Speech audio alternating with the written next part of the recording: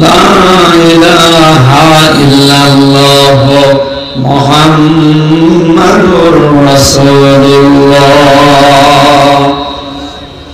হিংসা কাকে বলে? নবীজি বলেন হাসাদ এবং হিংসা এমন একটা জিনিস, আপনার আমল কাঠে আগুন লাগলে যেভাবে শেষ করে ফেলে, আপনার আমলও ঠিক ওইভাবে আস্তে আস্তে করে শেষ করে ফেলবে। এত বড় রাত আমাদের সামনে আসছে, আজ যারা সুন্নি দাবি করছে ভাইরা একেবারে দেশ মাতিয়ে ফেলেছেন, আপনি সারা রাত হালুয়া রুটি খাবেন, সব গুনাহ মাফ হয়ে যাবে। অথচ মনের ভেতরে যারা পরিমাণ হিংসা থাকলে আপনাকে আল্লাহ মাফ করবে না। যারা না, পুরা মনটাই হিংসা দিয়ে ভরা। আপনি মাফ পাবেন কি দেখে? আমার হক অন্য কারো যেন না হয়, আমি থাকবো চেয়ারে, অন্য কেউ যেন না আসে। এটার নাম হিংসা। নিজের হবে অন্যের হবে না, এটার নাম কি? এর রোগ তো এদেশে নেই। কথা বলুন। আপনি তো আশা করে বসে আছেন মাত্র আর এক রাত পরে নিঃশ্বে সাবানের রাত, সব মাফ হয়ে যাবে। আপনার অন্তর থেকে তো এখনো হিংসা বের হয়নি। নিজের জন্য যেগুলো ভালো ভালো পজিশন, ভালো কাজগুলো মনে করেন, অন্যের জন্য তো আপনি এটা চান না। হিংসা আমাদের দূর করা লাগবে। এখন থেকে যা হিংসা আছে মনের ভেতরে এক্ষুনি দূর করা লাগবে। একজন সাহাবীর জীবন পড়লাম, নবীজি মসজিদে নববীতে বয়ান করতে করতে 3 দিন তাকে দেখে বলেছিলেন তুমি জান্নাতি। সাহাবীরা বললেন হুজুরে কি আমল করে এত লোকটা জান্নাতি বলে ঘোষণা দিয়ে দিলেন, আর আপনি তো আন্দাজে ঘোষণা দেবেন না, অবশ্যই আল্লাহ আপনাকে জানিয়েছেন। নবীজি বলেন চাও কি করে দেখো। একজন সাহাবী তার আমল দেখার জন্য তার বাড়িতে আশ্রয় নিয়ে মেহমান হিসাবে দেখতে লাগলেন। 3টা দিন পার হয়ে গেল, কোনো আমল চোখে ধরা পড়ে না। আসার সময় ডাক দিয়ে বল আল্লাহর বান্দা, নবীজির মুখে কথা শোনার পরে আজ 3 দিন আমি তোমার বাড়িতে বিভিন্ন কায়দায় আশ্রয় নিয়েছি, কি এমন আমল করো যে আল্লাহ তোমাকে নবীজির মাধ্যমে জান্নাতের ঘোষণা দিয়ে দিয়েছে। লোকটা বলে আল্লাহর নবী সাহেব, আমার দুনিয়ায় আমল বলতে এতটুকু আছে, আমি 5 ওয়াক্ত ফরজ নামাজ আদায় করি, রমজানের রোজা রাখি, সারাদিনের কাজকর্ম বাদ দিয়ে যখন রাতের বেলা ঘুমাতে যায়, বিছানায় যেয়ে যার উপরে যত রকমের রাগ আছে মন থেকে আমি সব আল্লাহর জন্য মাফ করে দিই। একটা স্বচ্ছ নির্মল একটা নিষ্প্রাণ ভালো মন নিয়ে আমি ঘুমিয়ে পড়ি, কারণ আমি জানি যে ঘুম থেকে আমি আর না উঠতে পারি। আমার তো মনে হয় এই কাজটা আল্লাহর পছন্দ হয়েছে। পরবর্তীতে বিশ্ব নবীকে জানানো হয়েছে, হে নবী আমি এই আমলটা তার দেখেছি, তার কাছ থেকে শুনলাম। নবীজি বললেন হ্যাঁ জিবরাইল আমাকে এইটার খবর দিয়েছে। অথচ শেষ ঘুমানোর আগে কারো প্রতি কোনো হিংসা বিদ্বেষ রাগ যা আছে সব মাফ করে দিয়ে একটা নির্মল নিষ্পাপ মন নিয়ে শান্ত মনে ঘুমাতেন। আর আমাদের দেশের 100 জনের 99 জন লোক এখন কি আলেম বলেন আর কি জালেম বলেন, সে যেই হোক, ও সারাদিন চিন্তা করে, ঘুমানোর সময় আরো চিন্তা ফিকির আটে যে সকালবেলা কারে ধরিয়ে দেব, কার 12টা বাজাবো, কার ক্ষতি করবো, এই চিন্তা ভাবনা নিয়েও ঘুমায়। আর আপনি সবে বরাত পালন করার জন্য হাঁ করে আছেন, আপনি মাপ পাবেন।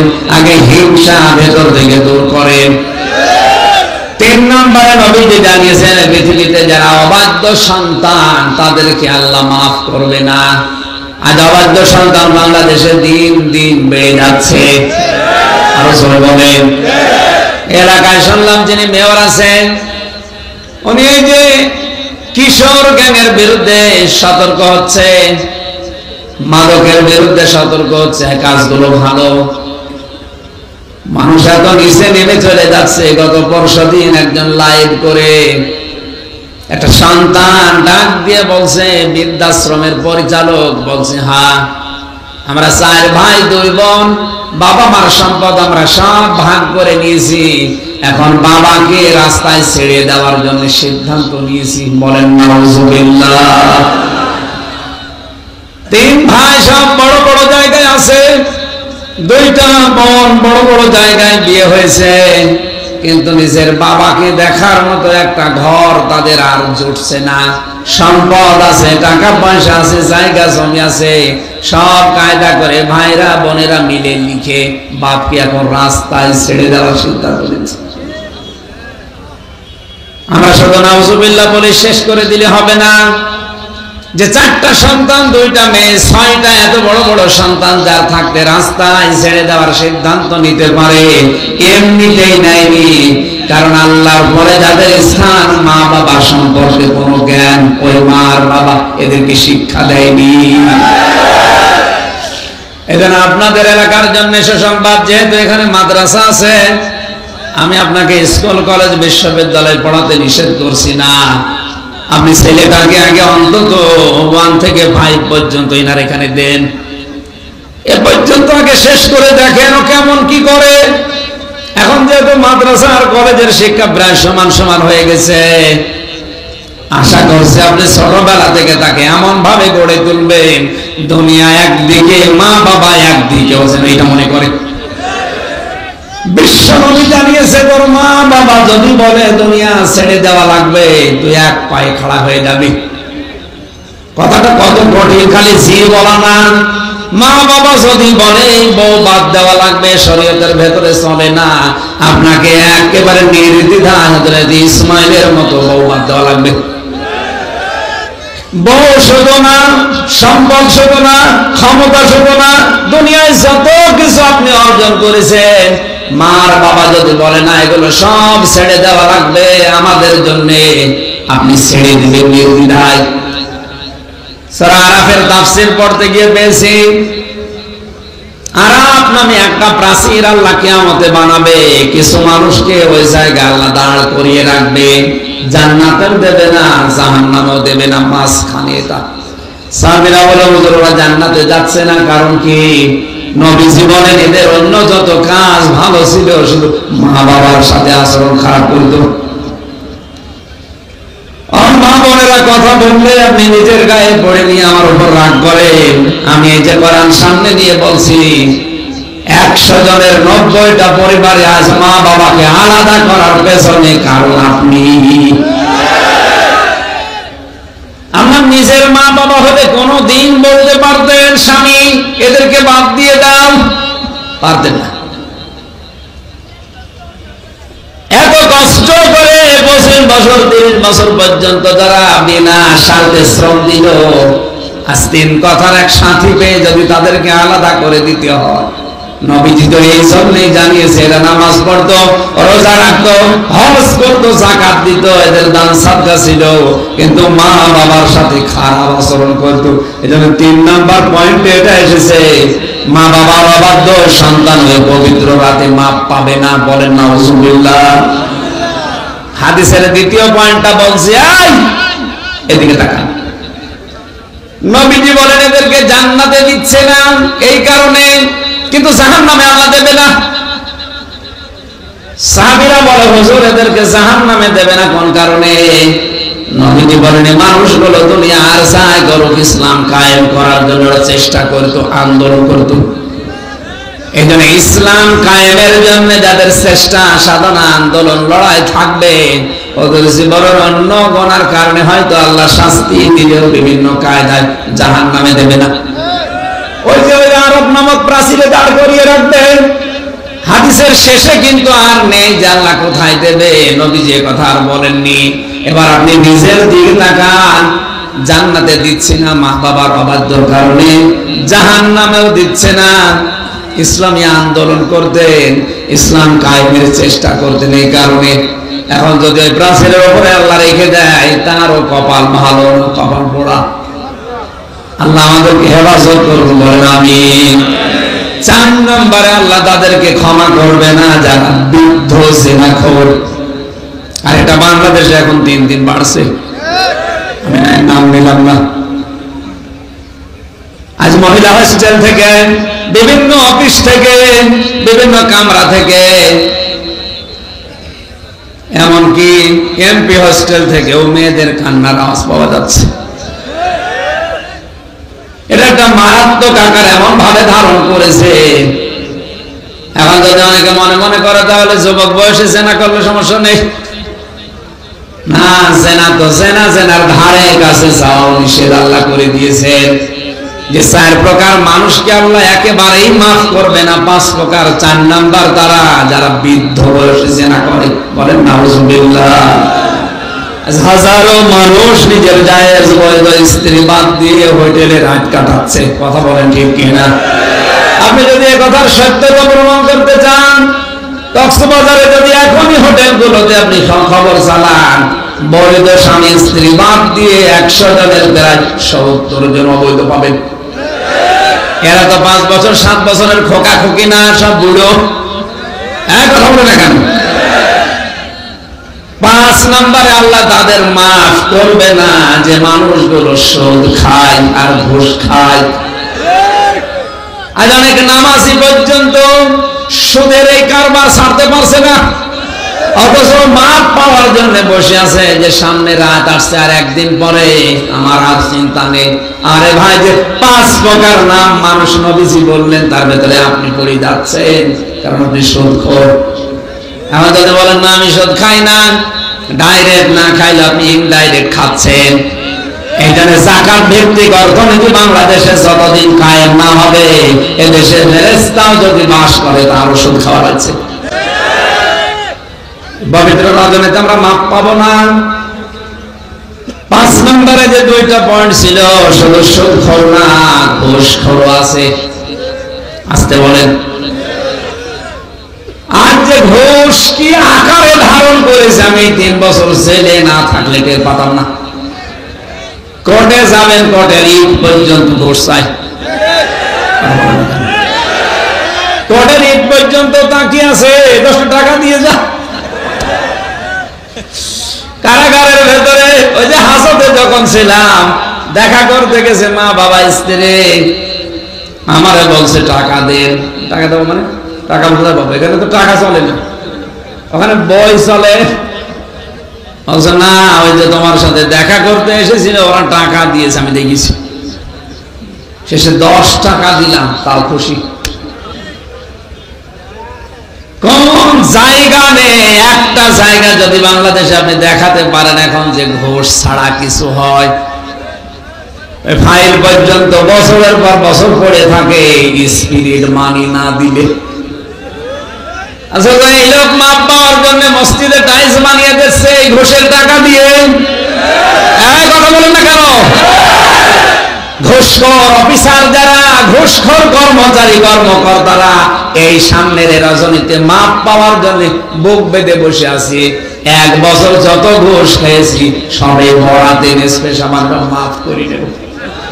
আপনার তো মাপ নেই, কারণ 5 জনের ভেতরে আপনি পড়ে গেছেন। এই জন্য সুদ যারা খান, ঘুষ যারা খাচ্ছেন, এই মুহূর্তে থামেন। ঘুষ কোন মানুষ যদি খায়, আল্লাহর আইন বিধান বাদ দিয়ে কোন মানুষ যদি ঘুষের টাকা নিয়ে আনন্দ করে,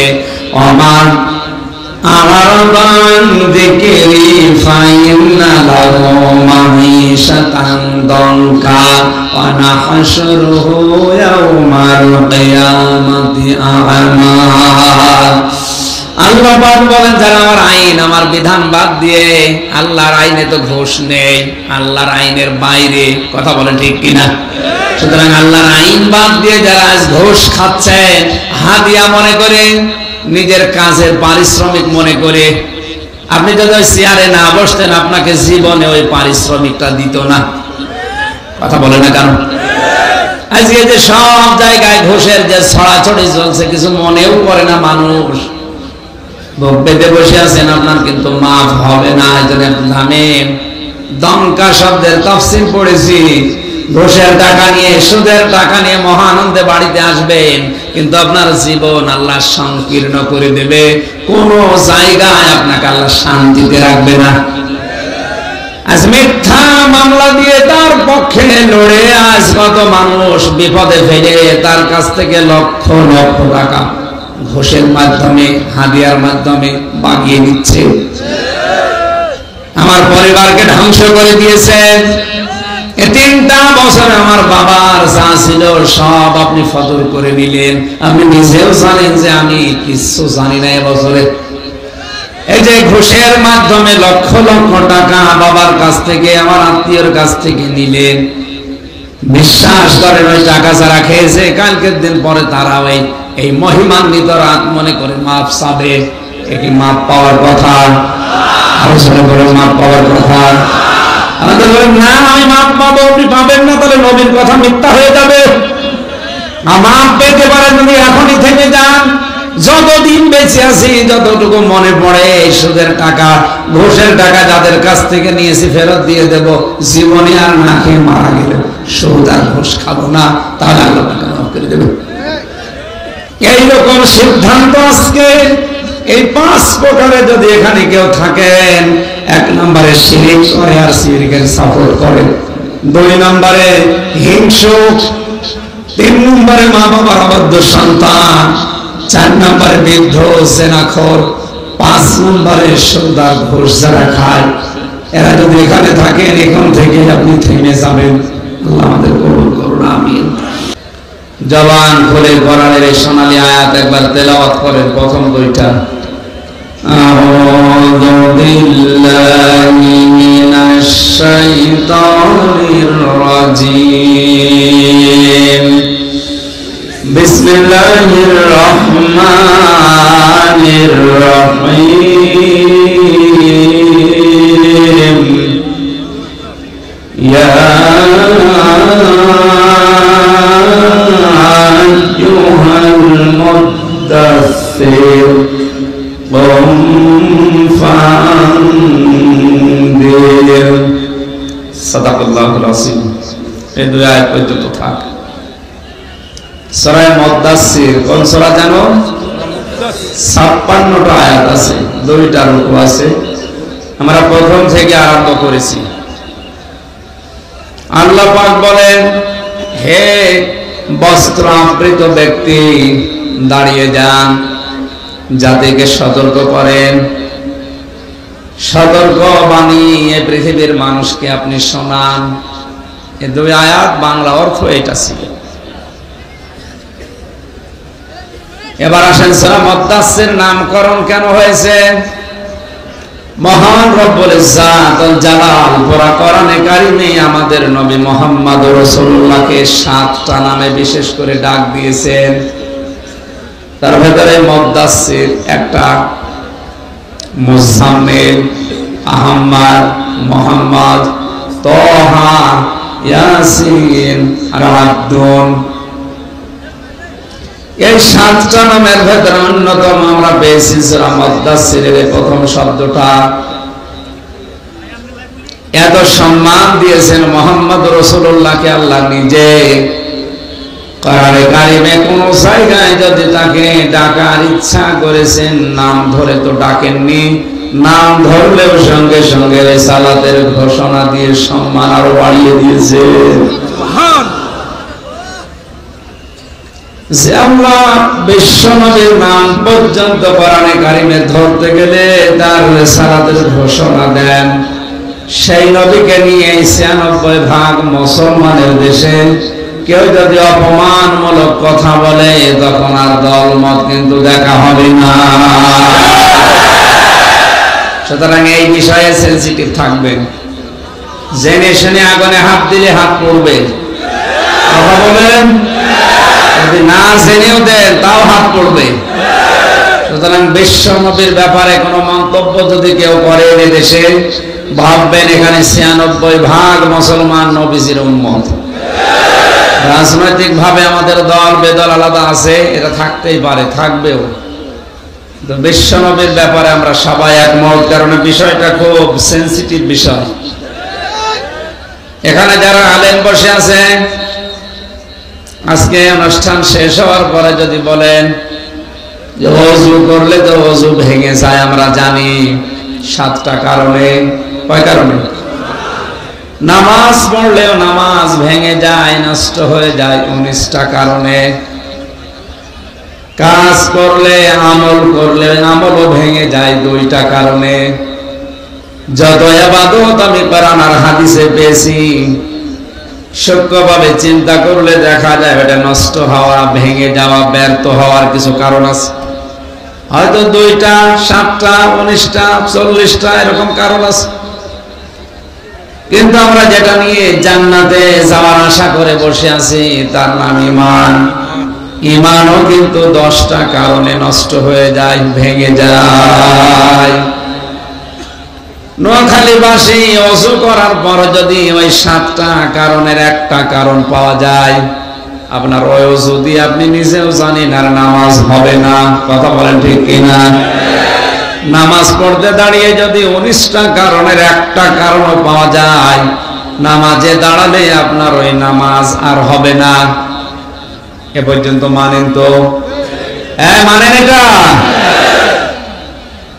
আল্লাহ পাক কোরআনে কারিমে জানিয়েছেন ঈমান আনলেও ঈমান নষ্ট হয়ে যায়, ঈমান ভেঙে যায়, ঈমান ব্যর্থ হয়ে যায়, অকেজ হয়ে যায়, জান্নাতে যাওয়ার উপযুক্ত থাকে না 10টা কারণে। ওর একটাও যদি কারো ভেতরে পাওয়া যায়, ওর ঈমান নেই, ভেঙে গেছে, ওটা বেঈমান। আমি সবগুলো বলবো না এখন, আমি যত নোট করেছিলাম সবগুলো না, একটু ভালো করে একটা শুধু পয়েন্ট বলছি, 4 নাম্বারটা। আল্লাহর নবী জানিয়েছেন এই পৃথিবীতে কেউ যদি আমি নবী মুহাম্মদুর রাসূলুল্লাহর চাইতেও অন্য কারো আদর্শকে বেশি পছন্দ করে, ওর ঈমান ভেঙে যায়। কয়েকদিন আগে একটা জরিপ পেয়েছিলাম, এই দেশে বিশ্ব নবীকে একমাত্র আদর্শ পেয়ে খুশি আছে মাত্র 15% মানুষ। তার মানে 100 জনের 15 জন তাদের ঈমানটা ঠিক রাখতে পারছে, বাকি 85 জন আছে সব টানা নাই। আপনি এবার ভাবেন, আপনি ওই 85 জনের ভেতরে আছেন না এই 15 জনের ভেতরে আছেন? হাদিস পড়েছি, মুহাম্মদুর রাসূলুল্লাহ জানিয়েছেন কিয়ামত পর্যন্ত এই পৃথিবীতে যদি মুসা নবী কোনদিন আসে, হযরত ঈসা আলাইহিস সালাম দুনিয়ায় আসে, কোন মানুষ যদি আমি নবী মুহাম্মদুর রাসূলুল্লাহকে বাদ দিয়ে ওইদিকে ছুটে চলে যায়, হযরত ঈসা এবং মুসার মতো এত বড় পাওয়ারফুল নবীদেরকে আদর্শ হিসাবে গ্রহণ করে, ওই লোকটা জাহান্নামী। সুতরাং এ বিষয়ে খুব সতর্ক থাকা লাগবে। আপনি এমন এমন কাজ করছেন যে ঈমান কখন ভেঙে গেছে আপনি টেরও পাচ্ছেন না। ওযু ভেঙে গেলে ওই ওযু দিয়ে যেমন নামাজ পড়লেও নামাজ হয় না। কোন মানুষ যদি ঈমান আনার দাবি করে আর এই 10টা কাজের যে কোনো একটা কাজে থাকে, ওর ঈমান আর নেই, যেহেতু বেঈমান, ওর জন্য আল্লাহর জান্নাত হারাম। কারণ জান্নাত পাওয়ার জন্য শর্ত ঈমান লাগবে। কি লাগবে? ঈমান। মুদ্দাসসির বলে আল্লাহ আমাদেরকে, বিশ্ব নবীকে ডাক দিয়েছেন ইয়া আইয়ুহাল মুদ্দাসসির। ঐতিহাসিক প্রেক্ষাপটের ভেতরে দেখেছি, তাফসীরে ইবনে কাসিরে পাবেন মুহাম্মদুর রাসূলুল্লাহকে আল্লাহ 5টা আয়াত প্রথমে দান করেছিলেন হীরা গুহায়। জিবরাইল এসে বুকে জড়িয়ে ডাক দিয়েছেন ইয়া মুহাম্মদ ইকরা, হে মুহাম্মদ সাল্লাল্লাহু আলাইহি সাল্লাম পড়েন। একবার, দুইবার, তিনবার চাপ দেওয়ার পরে তিনি বলেছেন মা নবী কারি, আমি পড়তে জানি না। নোয়াখালীবাসী খুব খেয়াল করেন শব্দের দিকে। নবীজি বললেন আমি পড়তে পারি না, পড়তে জানি না। জিবরাইল যখন চাপ দিয়ে বললেন ইকরা বিসমি রাব্বিকাল্লাযী খালাক, হে নবী আপনি পড়েন আপনার রবের নামে যিনি আপনাকে তৈরি করেছেন, সৃষ্টি করেছেন। তাফসীরে ইবনে কাসির প্রমাণ করছে 5টি আয়াত জিবরাইলের সাথে আল্লাহর নবী পড়তে আরম্ভ করলেন এবং শেষ পর্যন্ত পড়ার পরে জিজ্ঞাসা করলেন ইয়া আখি জিবরাইল, হে ভাই জিবরাইল, আপনি বারবার আমাকে পড়তে বলেন, কি পড়বো এটা তো বলেন না। আপনি যখন বললেন যে পড়েন, আমি পড়বো কি, কার নামে পড়বো, এতক্ষণ তো আপনি বলেননি। এজন্য আমি কিন্তু চুপ ছিলাম, বলেছি আমি পড়তে পারি না। যখনই বলেছেন বিসমি রাব্বিকাল্লাযী খালাক, ওই রবের নামে পড়ো যিনি বানিয়েছেন, এখন আমার পড়া আরম্ভ হয়ে গেছে। এই শব্দ দিয়ে মুহাদ্দিসিন ইকরাম হাদিসের ব্যাখ্যায় আমি পেয়েছি, তারা প্রমাণ করতে চেয়েছেন বিশ্বনবী তার উম্মতদেরকে শিক্ষা দিতে চান, আমার উম্মতেরা পড়তে যদি চাও আমার মতো রবের নামে পড়া আরম্ভ করবা। আমাদের দেশে যারা দায়িত্বে আছে, এখন শিক্ষা ব্যবস্থায় যারা আছে, তাদের উচিত, এদেশে যেহেতু নবীর উম্মত 100 ভাগের 96 জন বলে আমরা দাবি করছি, সুতরাং শিক্ষা ব্যবস্থায় পড়া আরম্ভ করা হবে আল্লাহর নামে। স্কুল, কলেজ, মাদ্রাসা, বিশ্ববিদ্যালয়ের বিভিন্ন মনোগ্রামে আগে লেখা থাকতো ইন্নাদ-দীনা ইনদাল্লাহিল ইসলাম, ইকরা বিসমি রাব্বিকাল্লাযী খালাক, বিসমিল্লাহির রহমানির রহিম, আল-ইয়াওমা আকমালতু লাকুম দীনাকুম। এই শব্দগুলো আগে লেখা দেখতাম, এখন এগুলো তুলে তুলে এমন জিনিস ঢোকানো হচ্ছে যা পড়তে গেলে আল্লাহর নাম পাওয়া যাচ্ছে না। এই বিষয়ে আমাদের সতর্ক থাকা লাগবে, যেন আল্লাহ বাদে অন্য কারো আমরা নামে পড়া আরম্ভ না করি।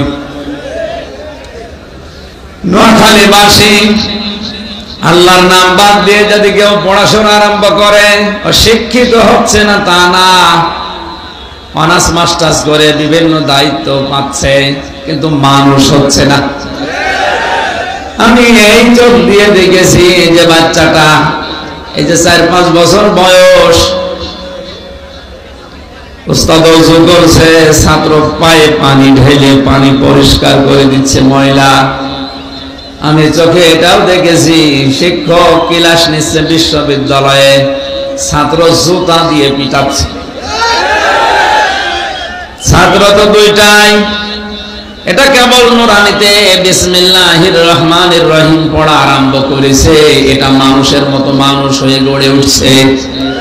আর ওটা অনার্স মাস্টার্স করার পরে কোরআনে কারীম নেই, এজন্য অমানুষ হয়ে গেছে। পরবর্তী প্রজন্ম আপনি কি রেখে যাবেন? মানুষ না অমানুষ, এটা আপনার এখন বিবেককে জিজ্ঞাসা করেন।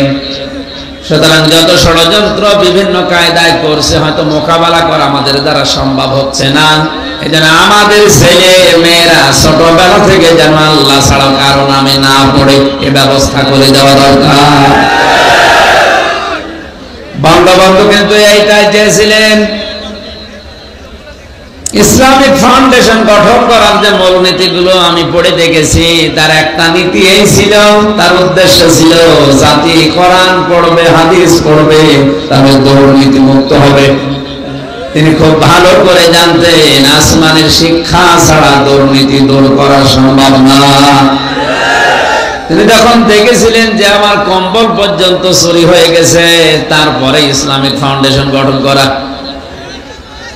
এজন্য যারা দায়িত্বে আছেন, উপরের ক্লাসগুলোতে যাওয়ার আগে ইসলামিক ফাউন্ডেশনের মাধ্যমে এবং নুরানি বিভিন্ন জায়গায় যেগুলো আছে, এখান থেকে ছেলে মেয়েকে শুরু করেন 5 পর্যন্ত যদি তৈরি করে দিতে পারেন, রাম বাম নাস্তিকেরা যে ষড়যন্ত্র করছে ওটা সফল কোনোদিন হতে পারবে না।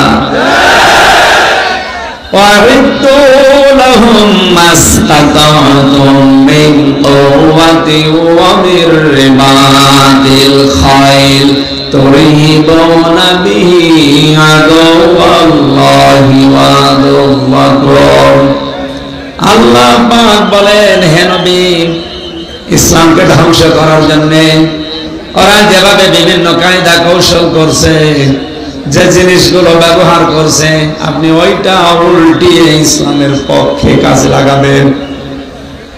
আমার এই ছোট মেধার যে ধারণা, এই পৃথিবীতে ইসলাম তুলে দেওয়ার জন্য সব চাইতে বড় মাধ্যম শিক্ষা ব্যবস্থা।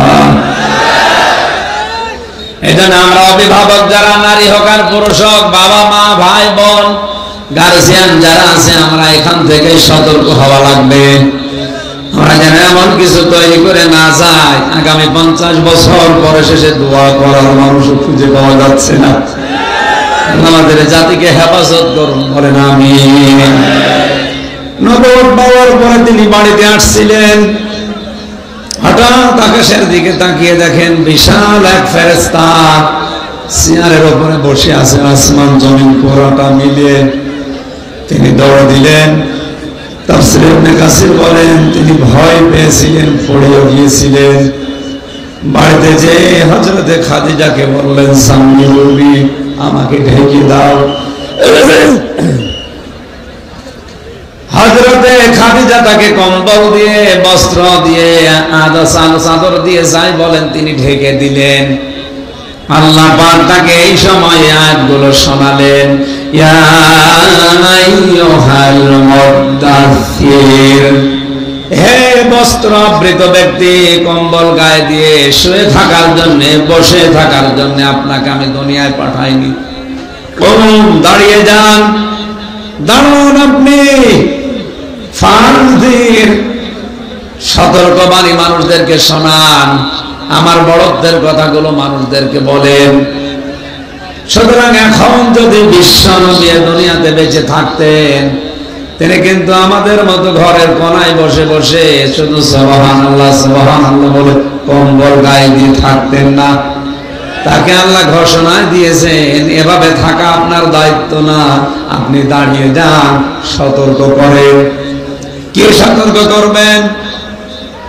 নবীজিকে আল্লাহ সতর্ক করে বানিয়েছেন, এজন্য তিনি আরম্ভ করলেন তার নিজের বাড়ি থেকে, ওয়ানদির আশীরাতাকাল আকরাবিন। আল্লাহ পাক বলেন, হে নবী আপনি সতর্ক শুরু করেন নিজের নিকট আত্মীয়দের থেকে শুরু করেন। এই পৃথিবীতে মানুষের সবচাইতে বড় নিকট আত্মীয় হচ্ছে তার স্ত্রী। কথা বলেন ঠিক কিনা? নিজের স্ত্রীকে দিয়ে আরম্ভ করলেন, ডাক দিয়ে বলেন, খাদিজা আল্লাহ আমাকে নবুয়ত দিয়েছে, কোরআনে কারীম আমার প্রতি নাযিল করছে, তোমার কি বিশ্বাস হয় যে আমি নবী? খাদিজাতুল কুবরা এক বাক্যে বলেছিলেন, হে রাসূল আপনার সাথে 15 বছর আমি কাটালাম, বিয়ের পর 15 বছরে আপনার ভেতরে স্বামী হিসাবে আমি যা দেখতে পেয়েছি এটা সাধারণ আচরণ না, এইটা মহামানবদের আচরণ। তিনি 5টা কথা একদিন বলেছিলেন, এই খেয়াল করেন এদিকে। হযরতে খাদিজাতুল কুবরা রাদিয়াল্লাহু তাআলা আনহা নবীর নবুয়ত পাওয়ার পরে তিনি 5টা কথা ওই সময় বলেছিলেন, কাল্লা কখনো না, আল্লাহি লা ইউখজিকাল্লাহু আবাদান, কখনো না, আল্লাহর কসম কখনো আল্লাহ আপনাকে অপমানিত, লাঞ্ছিত, অপদস্থ করতে পারেন না। একটু খেয়াল করেন তো, ছোট্ট প্রথম শব্দের ভেতরে তিনবার তিনি আল্লাহর নাম উচ্চারণ করলেন, অথচ এখনো তিনি মুসলমান হননি। কাল্লা ওয়াল্লাহি লা ইউখজিকাল্লাহু আবাদান, কখনোই নয়, আল্লাহর কসম আপনি কখনো অপমানিত হতে পারেন না, আপনাকে আল্লাহ অপমান করবে না। কারণ স্ত্রী যে 4টা জিনিস তার ভেতরে দেখেছিলেন, ওই জিনিসগুলো স্বামী হিসাবে আমরা অনেক স্ত্রীকে দেখাতে পারি না। 1 নম্বরে তিনি বলেছিলেন, হে আমার স্বামী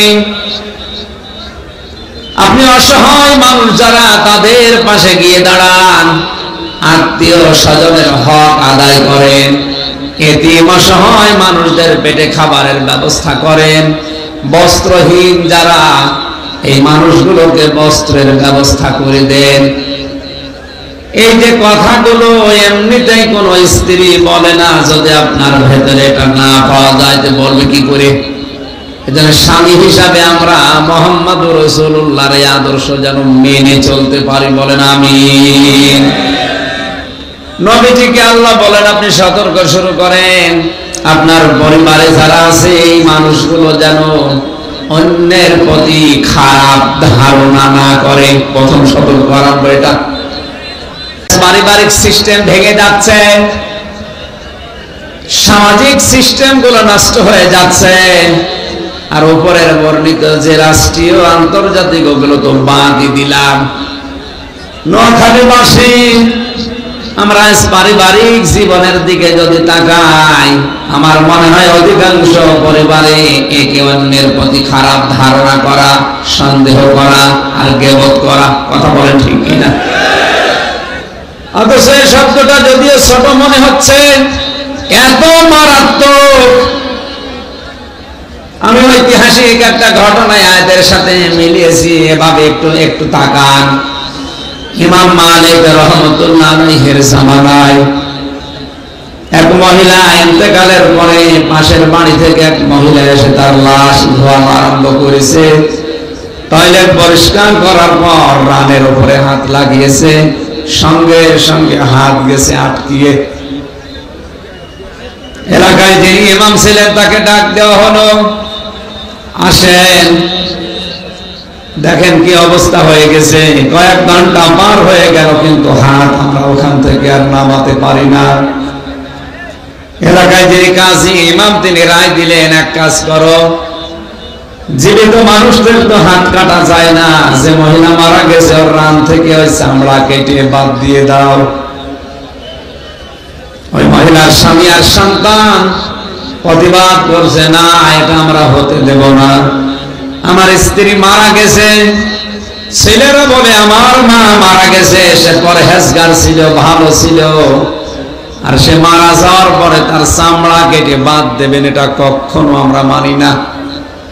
হট্টগোল গন্ডগোল এই হইচই দেখে বড় যিনি কাজী আছেন জেলা শহরে, মনে করেন তাকে নিয়ে আসা হলো। তিনি এসে রায় দিলেন যে মরা মানুষের চামড়া কাটার দরকার নেই। ওর স্বামী আর সন্তানরা যখন নারাজ, রাজি না, তখন এই জীবিত মহিলার হাতটা কেটে ওই জায়গা থেকে বাদ দিয়ে দেন। জীবিত মহিলার যে স্বামী এবং সন্তানেরা এবার বেঁকে বসেছে, না এটা হতে দেব না।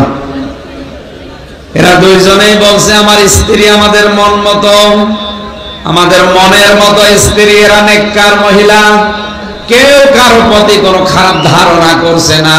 তাহলে হাতটা আটকিয়েছে তাও রানের উপরে কোন কারণে? কেউ তো ফায়সালা দিতে পারছে না। এদেশের সবচাইতে বড় বিচারপতি যিনি, প্রধান বিচারপতি ওই সময় ইমাম মালিক ছিলেন, তাকে মদিনা থেকে নিয়ে আসা হচ্ছে। খবর দিলেন, হ্যাঁ যাও ব্যবস্থা করো, আমি রায় দেব। প্রধান বিচারপতি চিফ জাস্টিস এসে গেছে। এই মেয়েটাকে সামনে দাঁড় করিয়ে স্বামী দুইজনকে বলছে, আপনারা স্ত্রীর পরে খুশি আছেন কিনা? দুইজনে বলে, হ্যাঁ আমরা দুইজনে আমাদের স্ত্রীদের উপরে খুশি।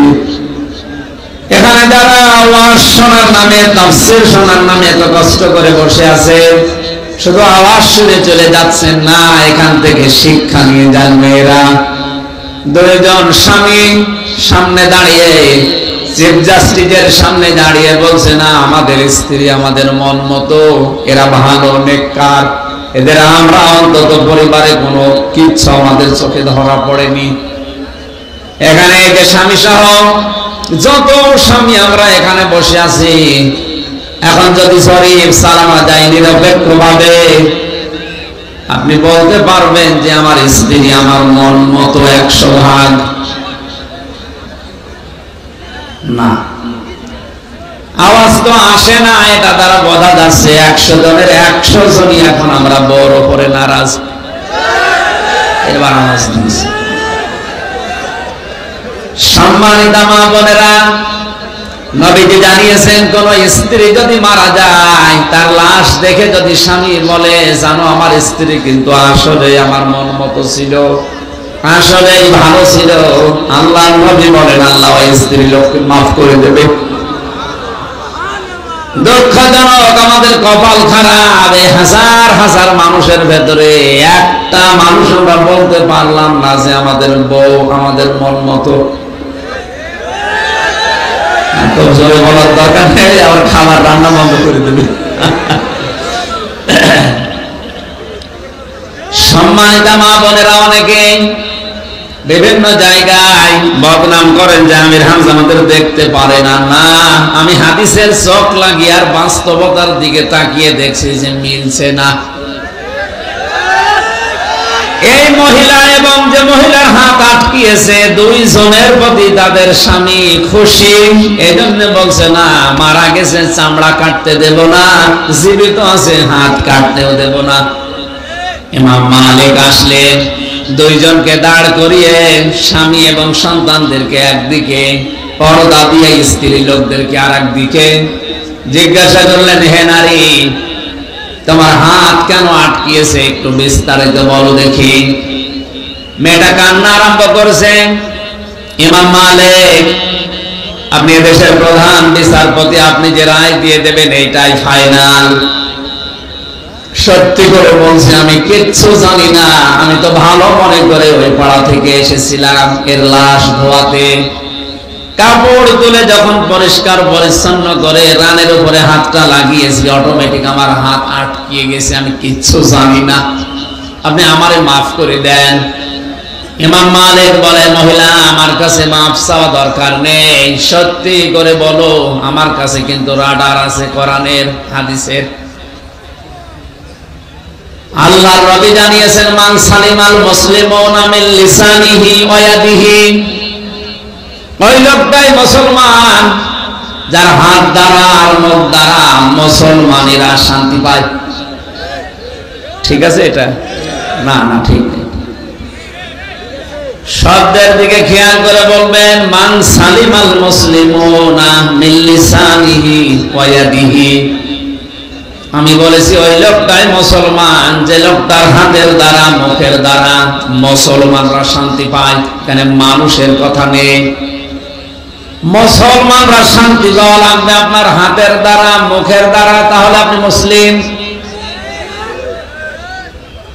এখানে হাত বলতে ব্যাখ্যা